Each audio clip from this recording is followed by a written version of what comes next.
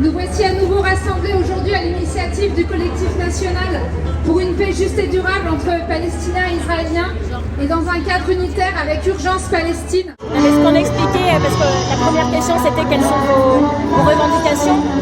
Ce que je disais c'est que nos revendications dans ces manifestations sont les mêmes depuis le 7 octobre à chaque manifestation et pour certaines d'entre elles bien antérieures.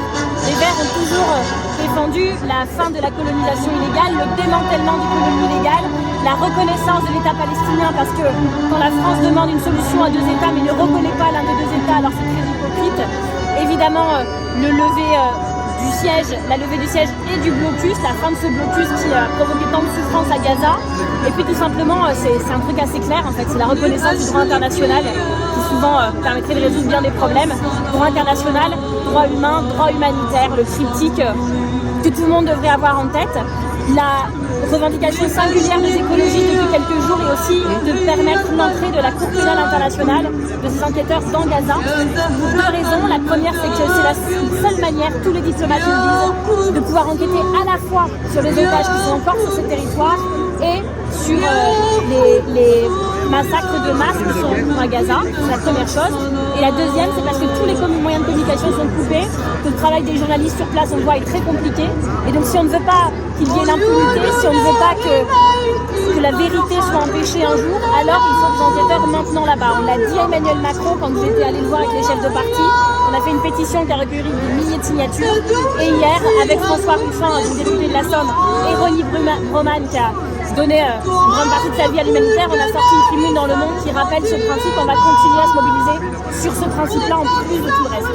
Voilà.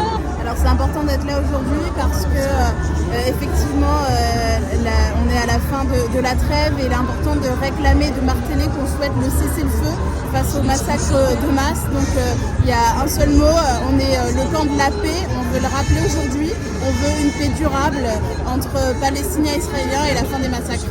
D'accord.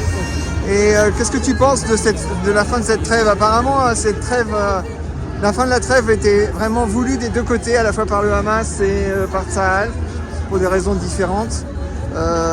Est-ce que ça augure pas d'une réescalade ou d'une situation encore pire qu'avant? C'est pour ça qu'on est là aujourd'hui, pour que la France joue son rôle, pour trouver une paix durable et surtout une sortie politique à ce conflit. En fait, la réponse, ça peut être que politique pour construire la paix. D'accord.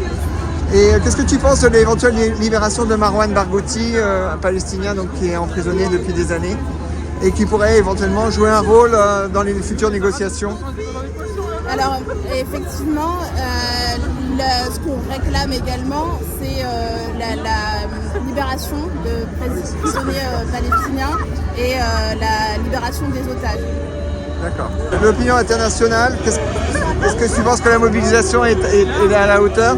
Malheureusement, je pense que la mobilisation pour construire la paix n'est pas au rendez-vous. J'espère qu'on sera nombreux et nombreux aujourd'hui pour réclamer cette paix et pour incarner le camp de la paix entre les deux camps. Merci beaucoup.